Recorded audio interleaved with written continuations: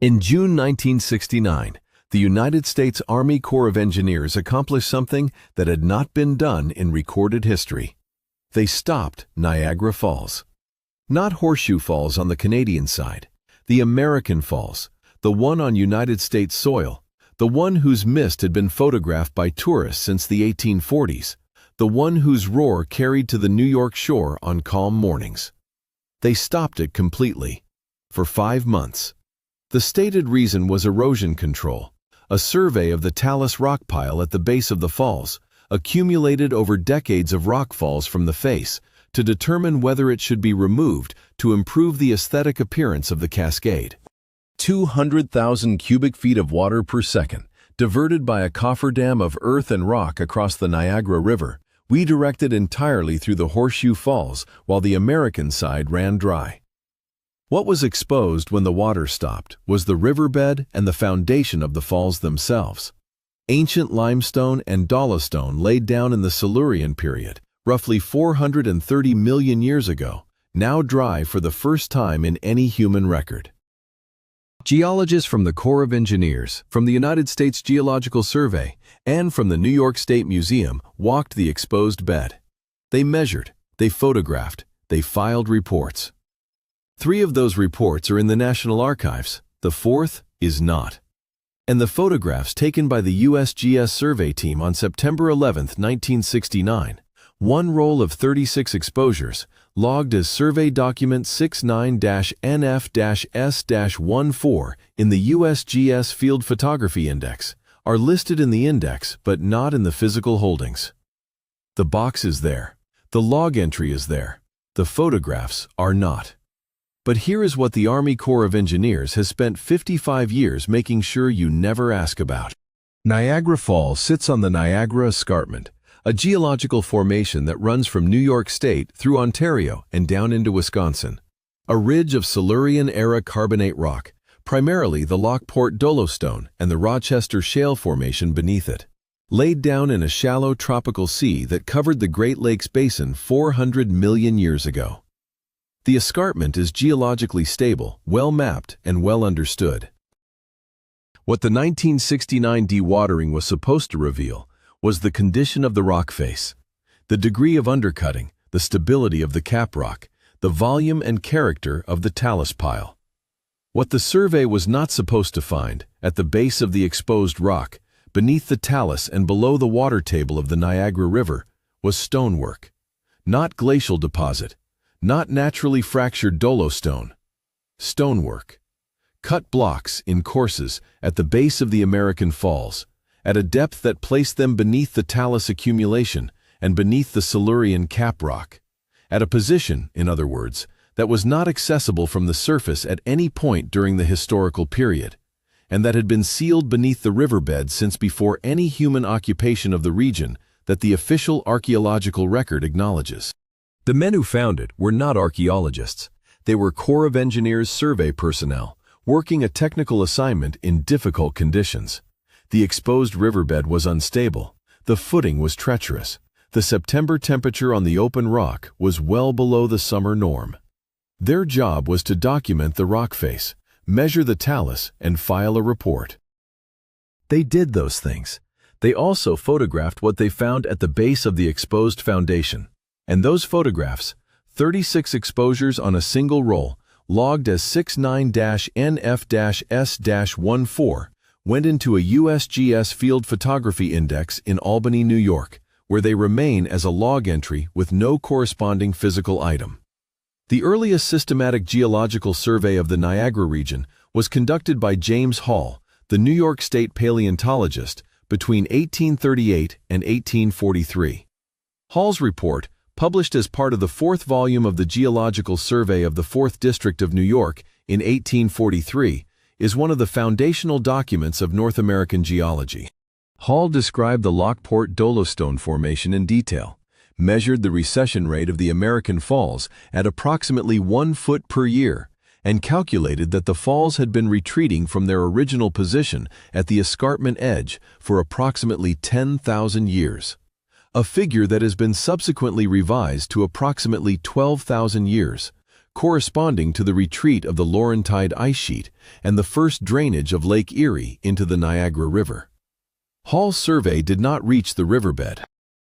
The water was flowing. No one in 1843 had a mechanism for stopping the falls, and no one proposed to try. What Hall documented was the surface geology, the visible rock face, and the talus pile as it existed in the 1840s. He did not document what was beneath the talus. Nobody did until 1969. The 1969 dewatering project was officially initiated by the International Joint Commission, the bilateral United States-Canada body that governs the use of boundary waters, in response to a rockfall on November 28, 1931, that had deposited a significant new talus mass at the base of the American Falls and had, according to some observers, reduced the aesthetic quality of the cascade by obscuring the base of the rock face. The Commission had been discussing remediation options for nearly 4 decades when the Corps of Engineers proposed the cofferdam solution in 1968. The proposal was approved, funding was appropriated, and the dewatering began on June 12, 1969. The project employed approximately 200 Corps of Engineers personnel and contractors. The geological survey component was staffed by 7 USGS geologists, working in 3 teams rotating over the 5-month dry period.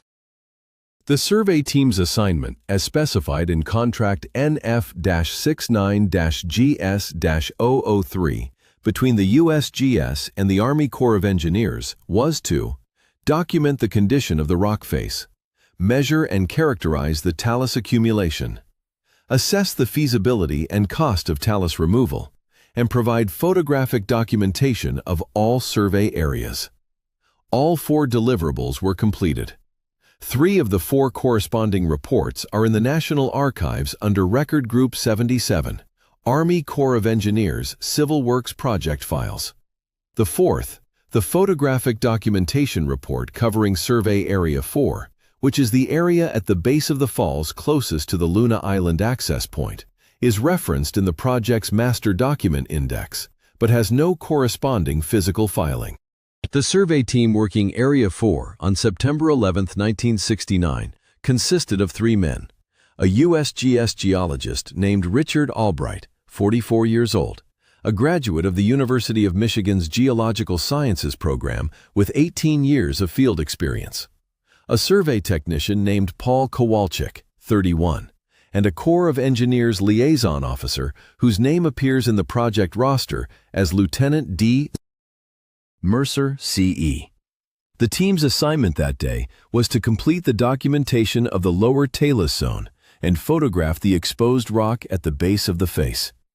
What Richard Albright reported to his supervisor, a verbal report made by telephone to the USGS Albany office on the evening of September 11th, and referenced in a notation in the Albany office's administrative log for that date as Albright, NF Survey, anomalous find, photos forwarded, further review requested, was that below the lowest course of talus, in an area that had not been accessible since the rockfall of 1931, and almost certainly not since the formation of the modern talus pile beginning in the early historical period, the survey team had found courses of cut stone, not naturally fractured dolostone, dressed stone, in regular courses, laid with the precision that Albright described in the administrative log notation's summary of his telephone report, as consistent with deliberate construction.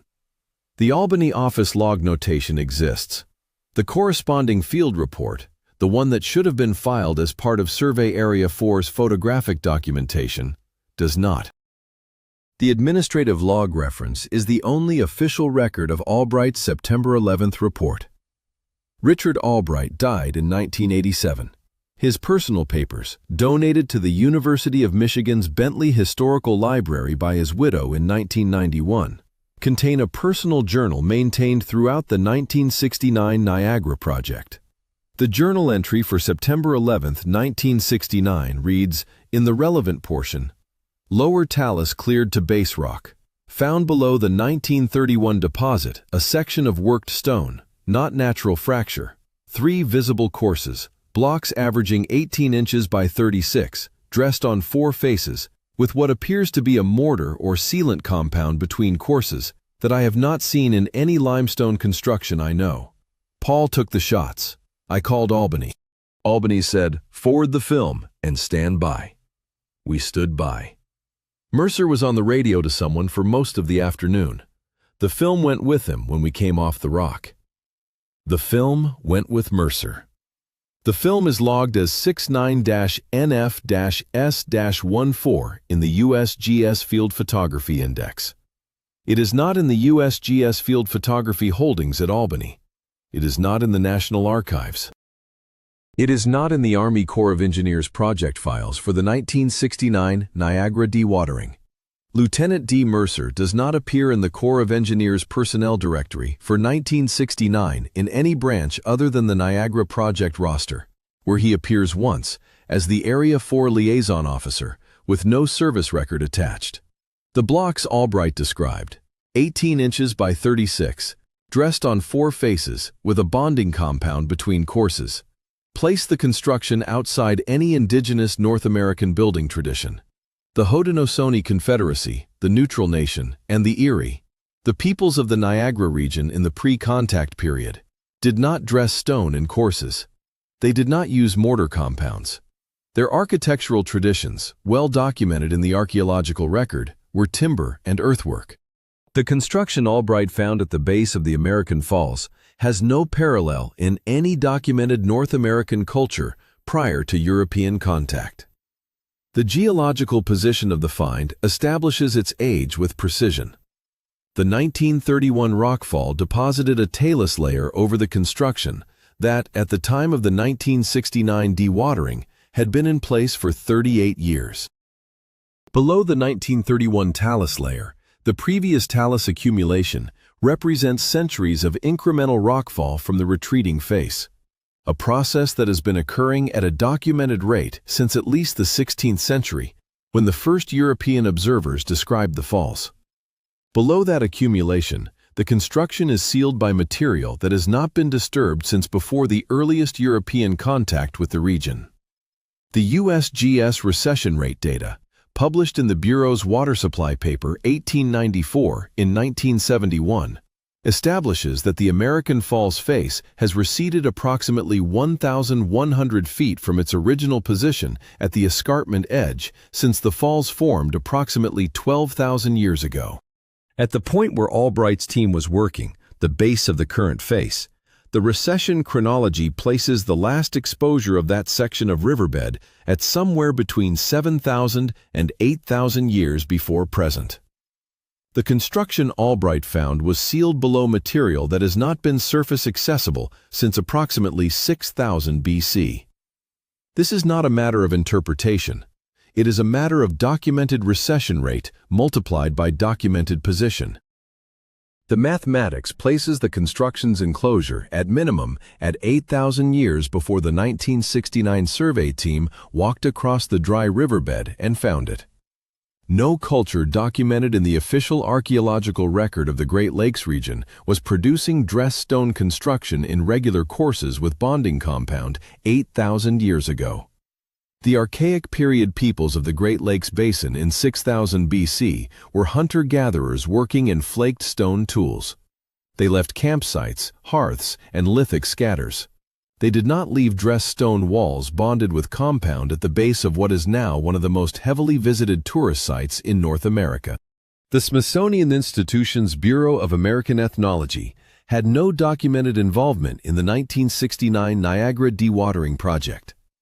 The institutional mechanism deployed in this case was different. It was the Army Corps of Engineers itself, operating through its liaison structure, represented by Lieutenant D. Mercer, who removed the photographic documentation from the survey team on the afternoon of September 11, 1969, and conveyed it to an unrecorded destination. The mechanism is not Smithsonian, but it achieves the same outcome. The physical evidence is removed. The field report is not filed.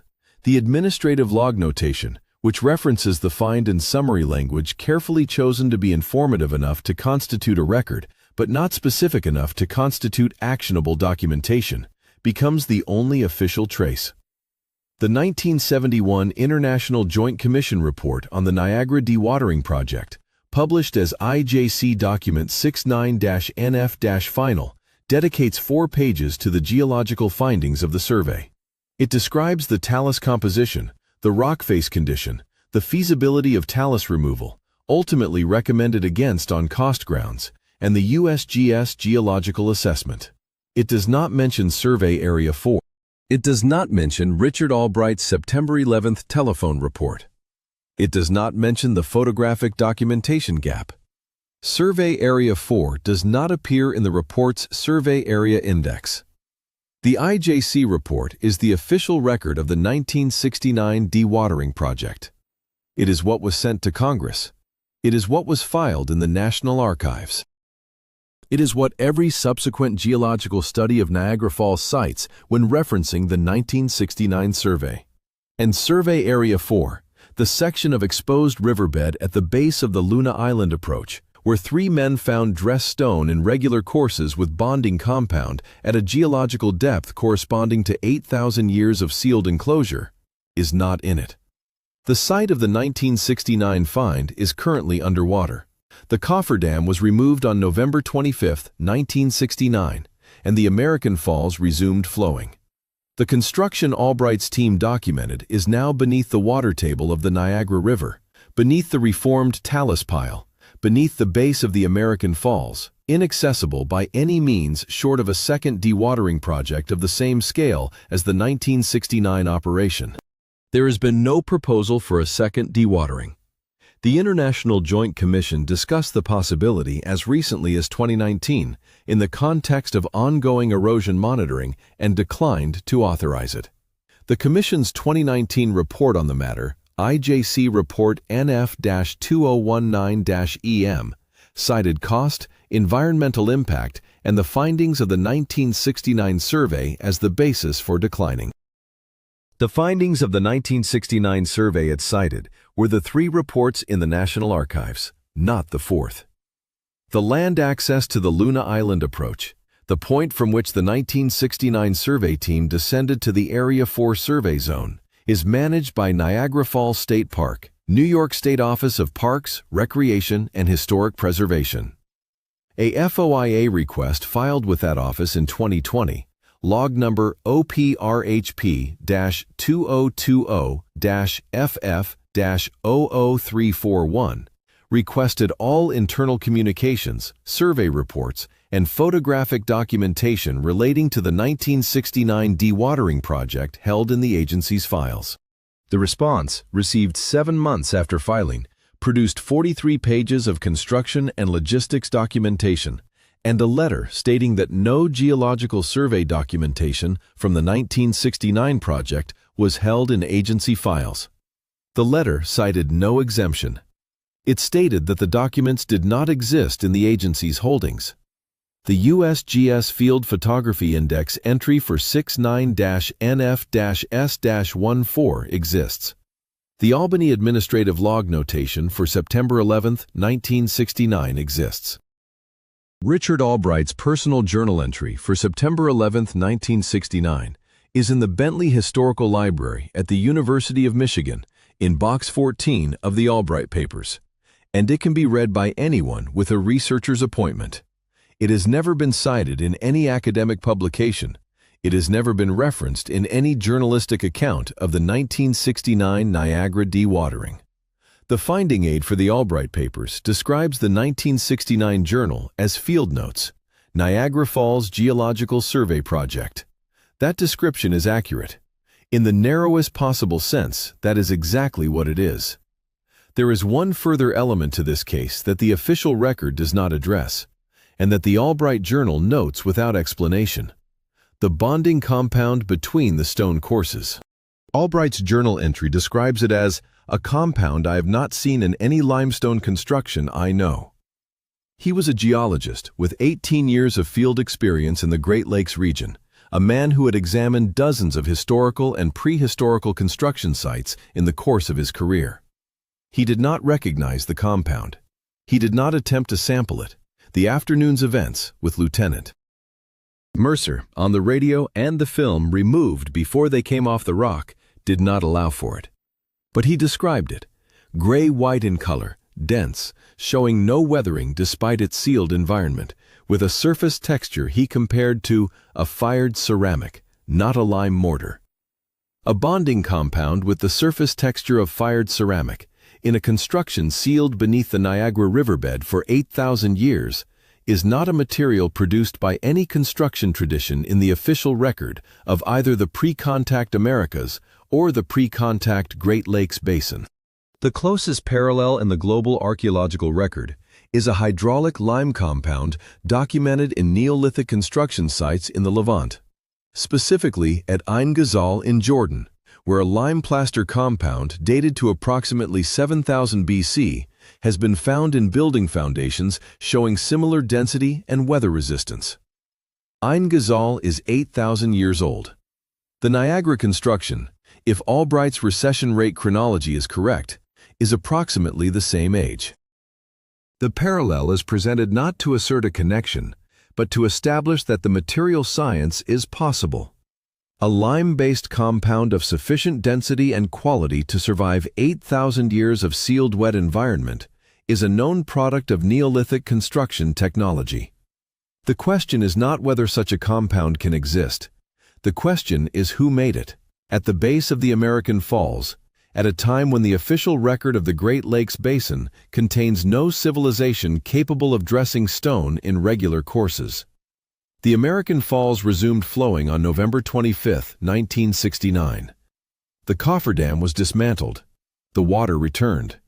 The talus reformed over the next decade of continued rockfall. The construction at the base of the face is sealed again, underwater, under talus, under the base of one of the most visited natural features in North America. It will not be exposed again without a decision to expose it. That decision requires the same institutional mechanism, the International Joint Commission, the Army Corps of Engineers, congressional appropriation, that was in place in 1969. The same institutional structure that produced Lieutenant D. Mercer and the missing roll of 36 photographs, and a final project report with no survey area for. The Bentley Historical Library at the University of Michigan is open to researchers by appointment. Box 14 of the Albright papers contains the 1969 Field Journal. The entry for September 11th is on pages 41 through 43 of the journal. The handwriting is even, the prose is precise, and the description of the dressed stone courses and the bonding compound is written in the same matter-of-fact professional register as every other entry in the journal. A man documenting what he saw, in the language of his profession, with no apparent sense that what he was writing would be the only surviving record of a find that the official project report does not contain. He was 58 years old when he donated those papers to the library, 8 years before he died. He did not, as far as the record shows, ever speak publicly about September 11, 1969. He filed his verbal report with Albany. He watched Lieutenant Mercer take the film. He came off the rock. He wrote it down. And then, for 18 years until his death, he did what the pattern requires. He said nothing. The water is there. The construction is under it. The photographs that should document it are in a log entry in an Albany index, assigned a number, 69-NF-S-14, that corresponds to a physical object that is not in the physical holdings. The number exists. The photographs do not. The stone exists. The record of it does not. It is still there. 18 inches by 36, dressed on 4 faces, bonded with a compound the color of fired ceramic.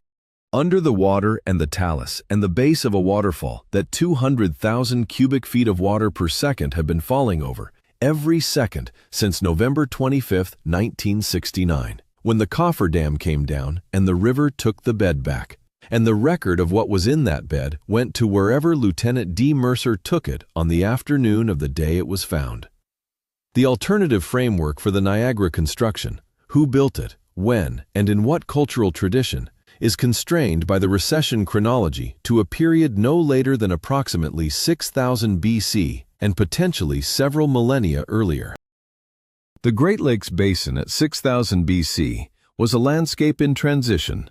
The Laurentide ice sheet had retreated to its final positions in northern Canada. The lake levels were fluctuating as the drainage patterns of the newly formed lake system adjusted, and the human populations of the region, Paleo-Indian and early Archaic period peoples, were adapting to a rapidly changing environment. What those populations looked like, what their organizational capacity was, and what structures they were capable of building are questions that the official archaeological record answers conservatively, based on the material culture that has survived: stone tools, hearths, occasional bone deposits. It does not answer based on the possibility that construction traditions existed that left no surface record because they were sealed by water, by sediment, or by geological process, and that the Niagara riverbed, exposed for the first and only time in recorded history in the summer of 1969, contained one such record. The parallel that the physical description best fits is not any documented North American archaic tradition. It is the Neolithic construction tradition of the British Isles and Atlantic Europe. The megalithic builders who were, at approximately the same period, constructing the passage tombs of Ireland, the stone circles of Britain, and the megalithic alignments of Brittany. The megalithic tradition is characterized by large dressed stone blocks, regular coursework, hydraulic bonding compounds of lime or clay, and monumental construction that required organizational capacity well beyond the immediate subsistence needs of the building population.